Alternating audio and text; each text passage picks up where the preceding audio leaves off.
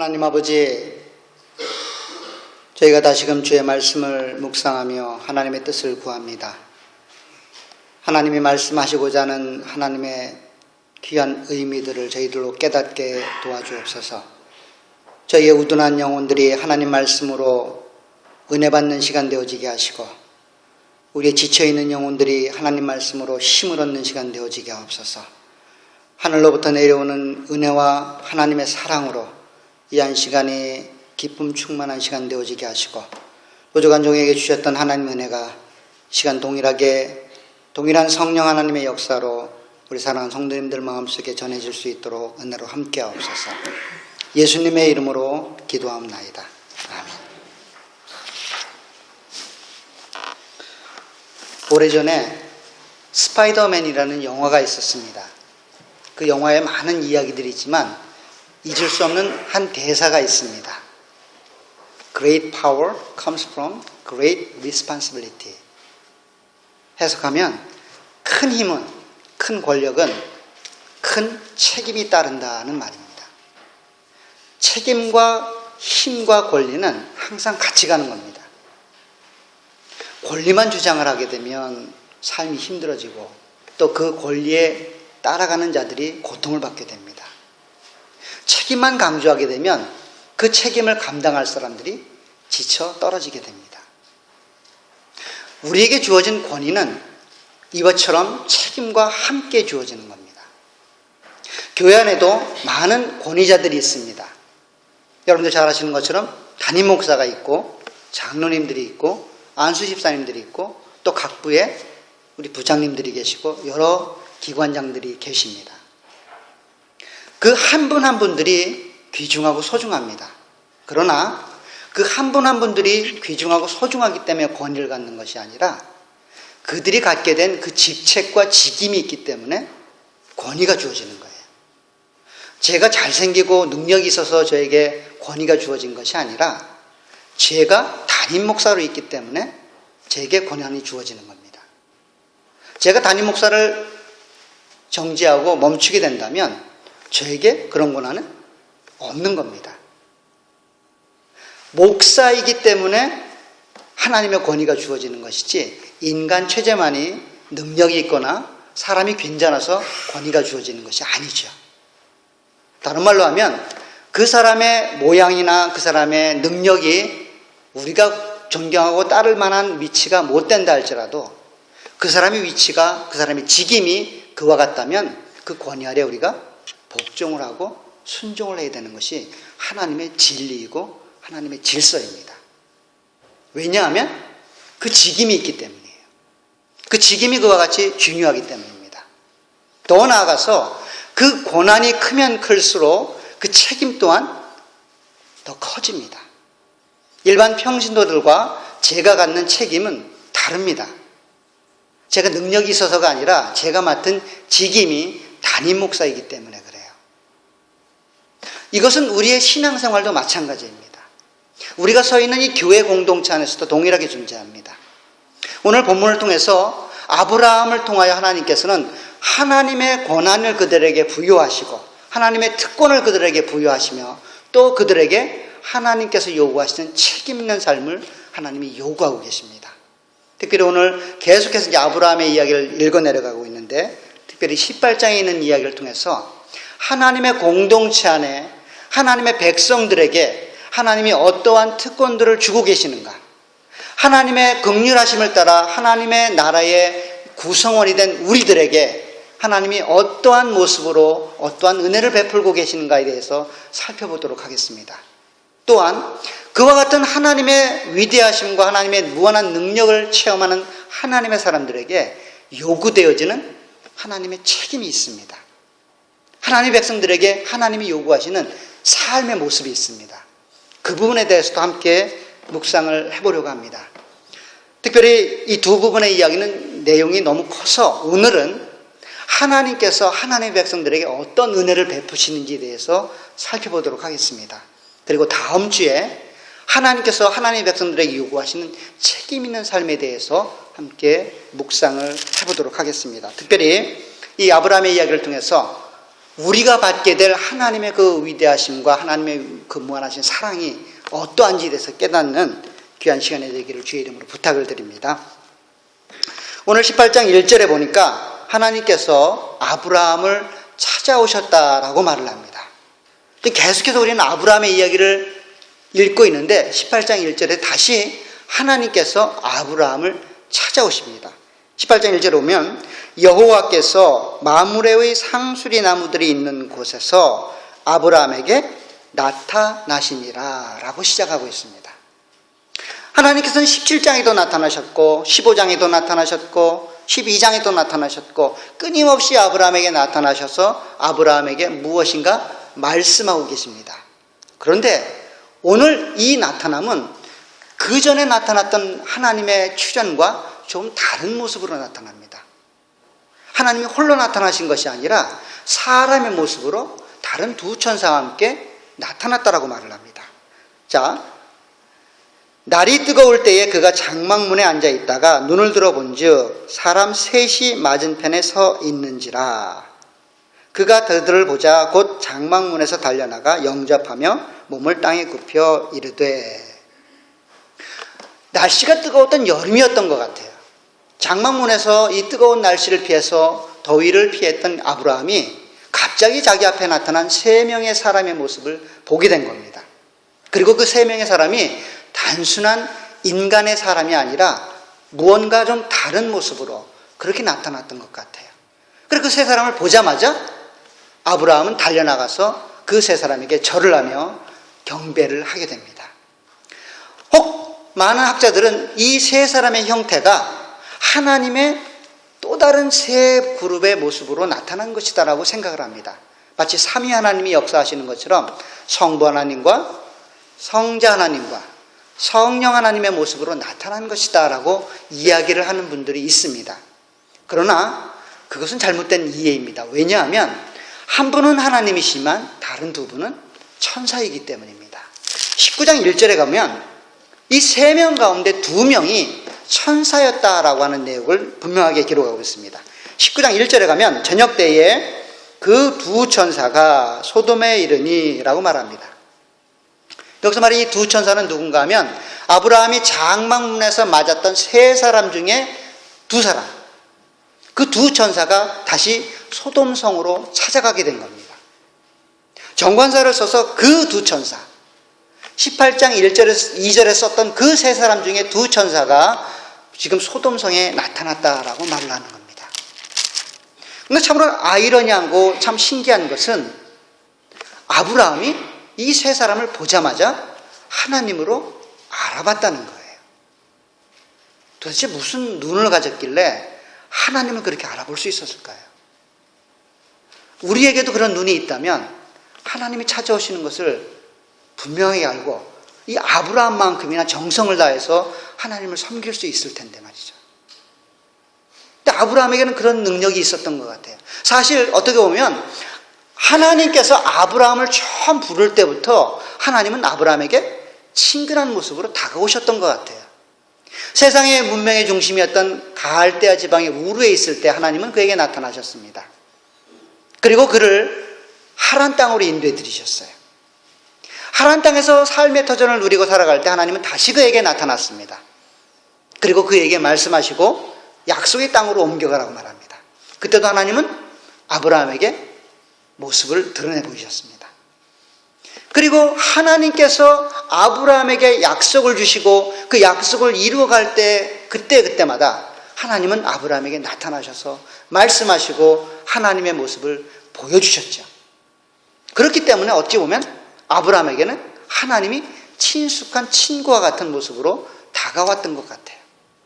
끊임없이 말씀하시고 끊임없이 은혜를 베푸시고 끊임없이 인도해 가시는 그 하나님을 잊을 수가 없는 거죠. 그래서 그분을 보자마자 이분이 하나님이시구나 라고 알게 된 겁니다. 그리고 나서 엎드려 경배하고 하나님을 섬기게 됩니다.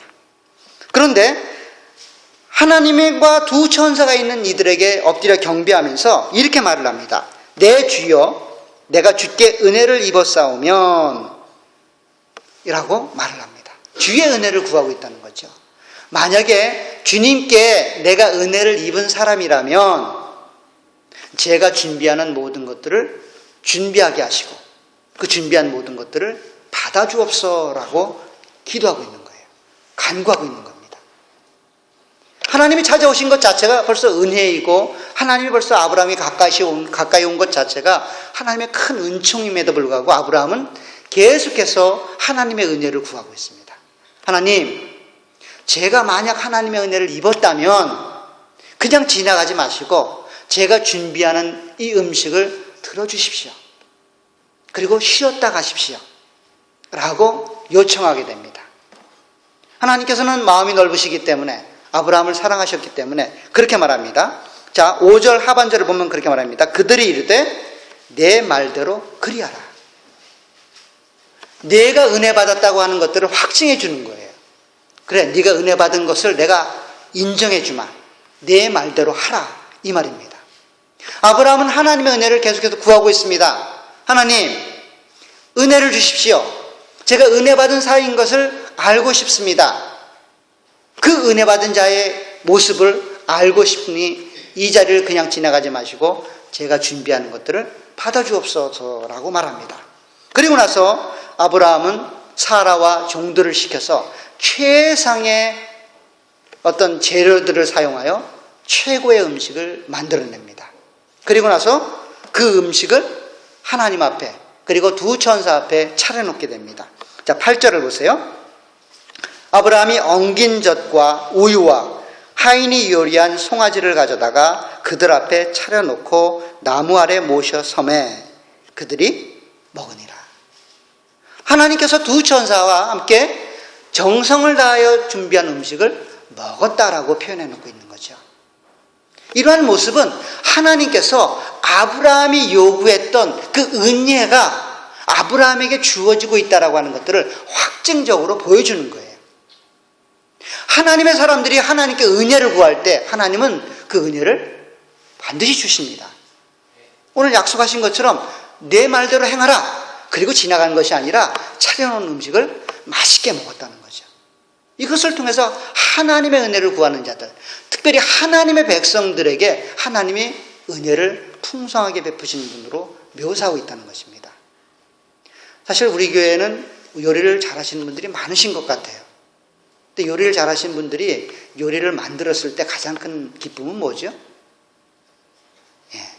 맛있게 음식이 동이 나도록 먹는 거예요. 깨작깨작하면서 소금이 좀 덜 들어갔네, 맛이 좀 이상하네, 이러면 만든 사람의 기분이 확 사라지죠. 오늘 하나님께서는 맛있게 먹습니다.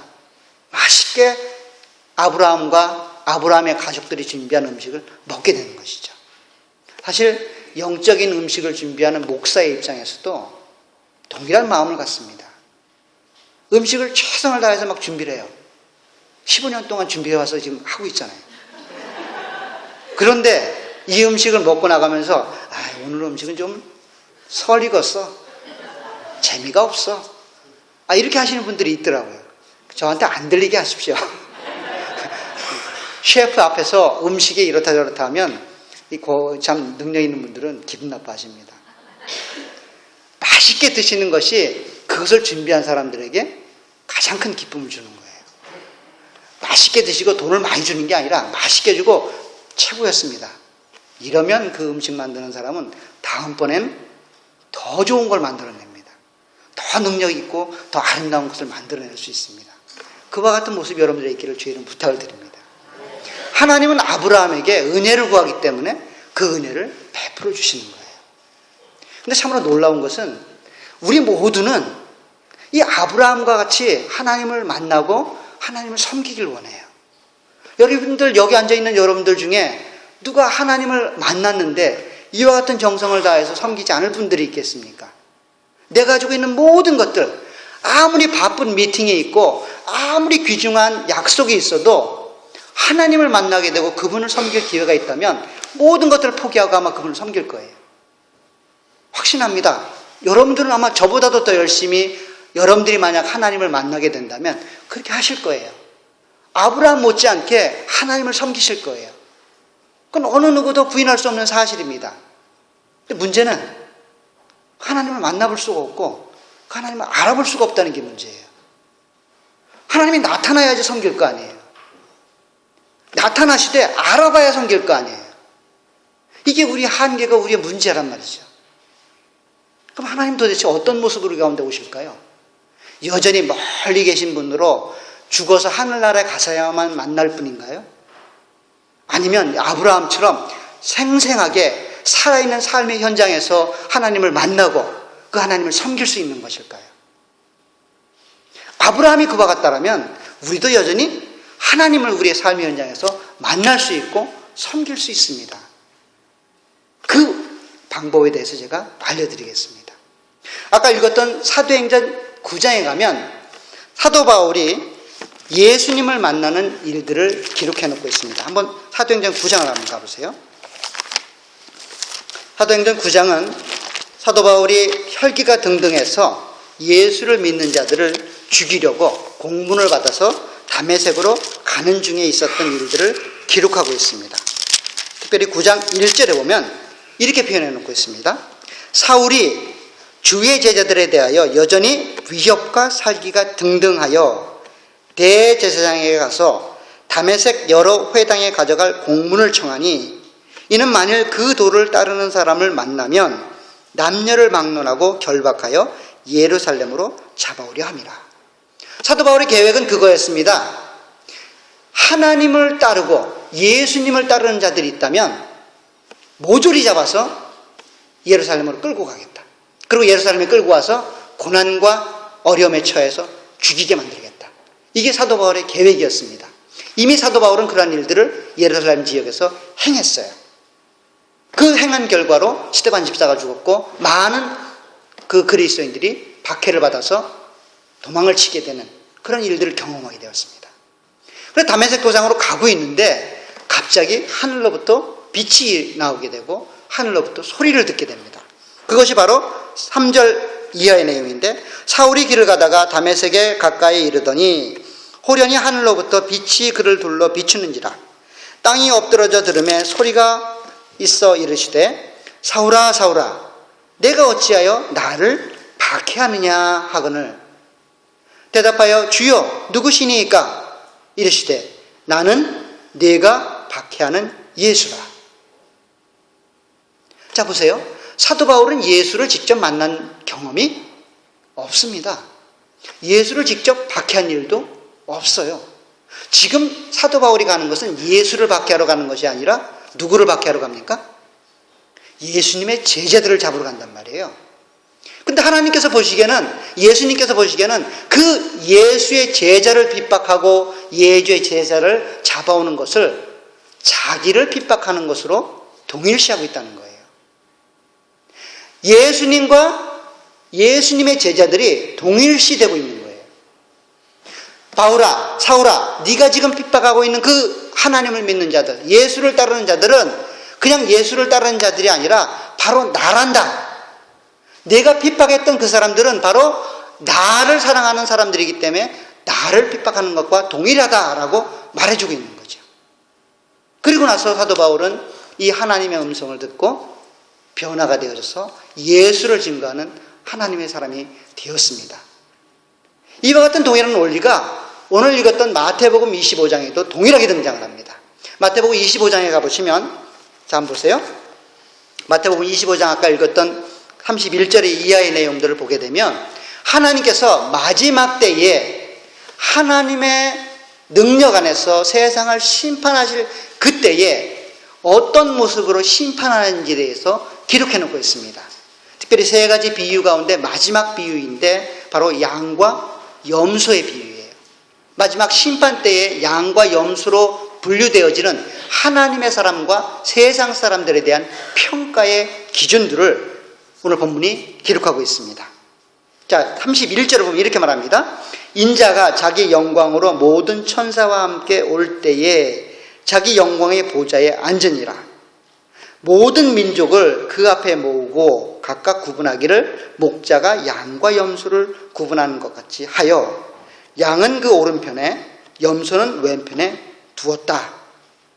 그때 임금이 그 오른편에 있는 자들에게 이르시되 내 아버지께 복받을 자들이여 나와 창세로부터 너희를 위하여 예비된 나라를 상속받으라.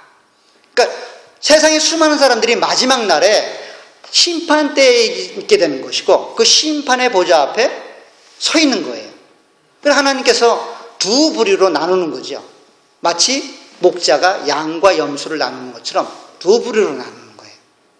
오른쪽과 왼쪽으로 나누어서 세워놓고 그리고 나서 평가를 하기 시작하는 겁니다. 먼저 오른편에 있는 자들에게 하나님께서 말씀하십니다.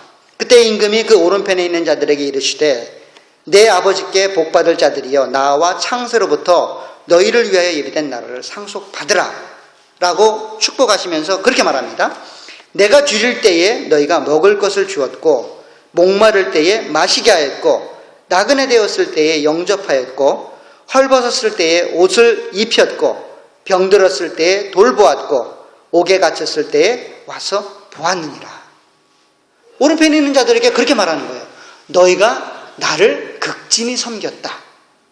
너희가 나를 참으로 정성을 다하여 섬겼다. 마치 아브라함이 하나님과 두 천사를 섬겼던 것처럼 최상의 모습으로 최선을 다하여 나를 섬겼다라고 말하고 있는 거예요. 그러니까 오른편에 있는 자들이 당황스러운 겁니다. 왜냐하면 하나님을 만난 일이 없기 때문이에요. 그래서 묻습니다.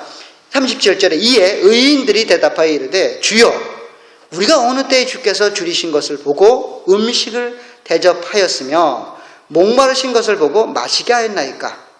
어느 때에 나그네 되신 것을 보고 영접하였으며 헐벗으신 것을 보고 옷 입혔나이까? 어느 때에 병드신 것이나 옥에 갇히신 것을 보고 가서 배웠나이까? 라고 묻고 있는 거예요. 하나님은 저희들을 그렇게 축복하시고 그렇게 평가하시는데 제 기억으로는 하나님을 섬긴 일이 없습니다 라고 말하는 거예요. 도대체 제가 언제 그런 일을 했습니까? 제가 기억력이 떨어져서 기억을 못하는 게 아닌데 제가 정말로 주님이 말씀하신 것처럼 주님을 그렇게 정성을 다해 섬겼습니까? 라고 묻는 거예요. 그러자 하나님께서 이렇게 말합니다. 임금이 대답하여 이르시되 내가 진실로 너희에게 이르노니 너희가 여기 내 형제 중에 지극히 작은 자 하나에게 한 것이 곧 내게 한 것이니라. 너희 주변에 있는 이 오른편에 서 있는 내 옆에 있는 그 연약한 아주 미흡한 그 존재 하나에게 행한 것이 곧 나에게 행한 것이라고 말하는 거예요. 내가 직접 너희들에게 나타나서 너희들에게 섬김과 너희들의 봉사를 받은 게 아니라 나를 믿고 따라갔던 저 이름도 없고 빛도 없고 아무런 쓸모도 없는 저 사람을 너희가 정성을 다해 섬겼던 그것이 곧 나를 섬긴 것이다라고 말하고 있는 거예요. 바로 우리 주변에 있는 여러분들의 옆에 앉아있는 그 사람들이 바로 하나님의 대리자들이에요. 한번 옆에 보세요. 보시고 아이고 하나님 안녕하세요 해보세요.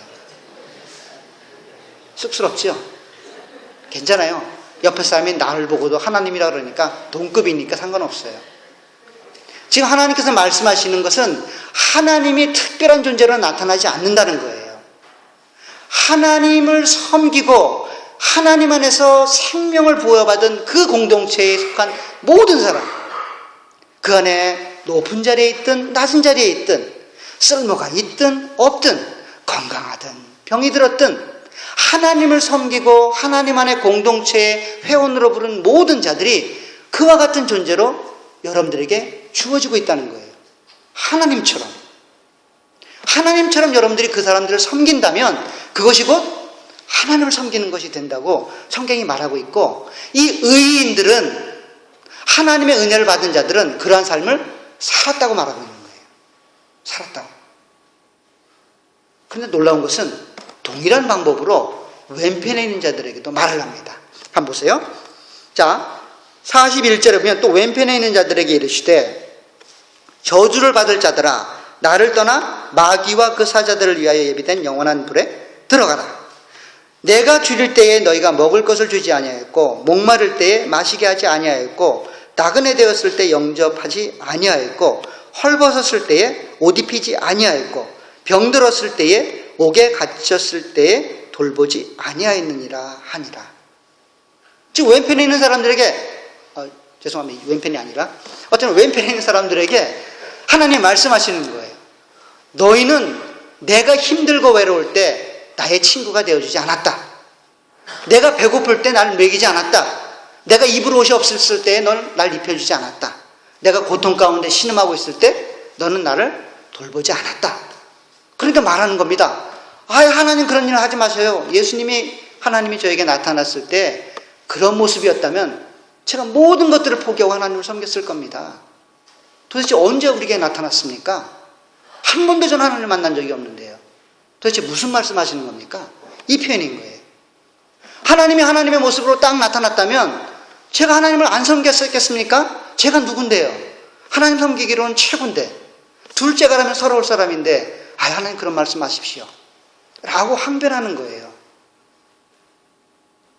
그러자 이제 44절에 보면 그렇게 얘기하고, 다시 이러한 말을 들었던 임금이 그렇게 말합니다. 이에 임금이 대답하여 이르시되 45절에 내가 진실로 너에게 이르노니 이 지극히 작은 자 하나에게 하지 아니하는 것이 곧 내게 하지 아니하는 것이니라. 내 옆에 있는 그 사람들, 사실 왼편에 있는 사람들은 다 같은 사람이에요. 같은 부류의 사람들입니다. 서로가 서로에게 손가락질하고 비판하고 너는 하나님의 사람이 아니야 라고 손가락질 했던 사람들이에요. 그 내 옆에 있는 그 보잘것없는 그 사람들에게 하나도 섬김이 없었다는 거예요. 그 사람을 섬기지 않았기 때문에 나를 섬기지 않았다는 거예요. 나를 섬기지 않았기 때문에 내가 영벌에 빠질 수밖에 없다는 거죠. 그리고 나서 이제 결론적으로 말합니다. 그들 왼편에 있는 자들은 영벌에, 의인들은 영생에 들어가리라 하시니라. 이와 같은 심판의 저주가 마지막 날에 우리에게도 동일하게 주어질 겁니다. 어떤 사람들은 하나님을 잘 섬겼다라는 칭찬으로 영생으로 가지만, 어떤 사람들은 하나님을 섬기지 않았다는 이유만으로 영벌에 빠지게 될 겁니다.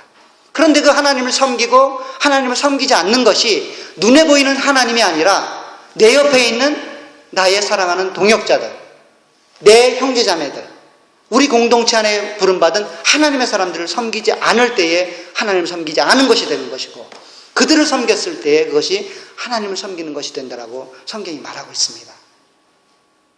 바로 여러분들이 그와 같은 하나님을 늘 만나고 있습니다. 항상 만나고 계세요.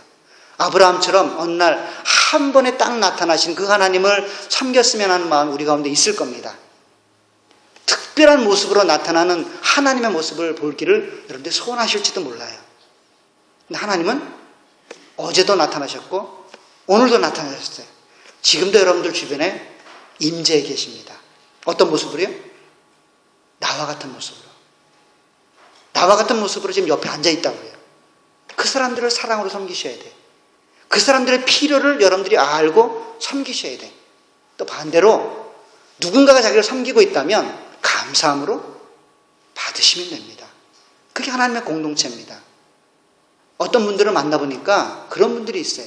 자존심이 너무도 강하셔서 도움을 청하는 것을 굉장히 싫어하시는 분들이 있더라고요. 몸이 아무리 아파도, 경제적으로 아무리 힘들어도 그 부분을 내보이질 않아요. 이 부분을 내보이는 것이 마치 나의 수치를 내보이는 것처럼 그렇게 괴로워하시는 분들이 있더라고요. 하나님의 공동체는 그렇지 않아요. 사랑의 공동체고 서로가 서로를 이해하고 섬기는 공동체라고요. 알아야 섬길 거 아닙니까? 그 섬김이 있을 때 기쁨으로 받아주시는 것도 하나님을 섬기는 하나의 방식입니다. 오늘 아브라함이 준비했던 많은 음식과 그 화려한 섬김을 하나님이 됐다. 나는 영적인 존재이기 때문에 그거 안 먹어도 된다. 라고 말했다면 아브라함 마음이 서운했을 거예요. 물론 하나님이 하시니까 서운한 마음을 표현은 못했겠죠. 하나님은 우리의 수준에 맞춰서 하나님의 향한 사랑을 받아주신다니까요.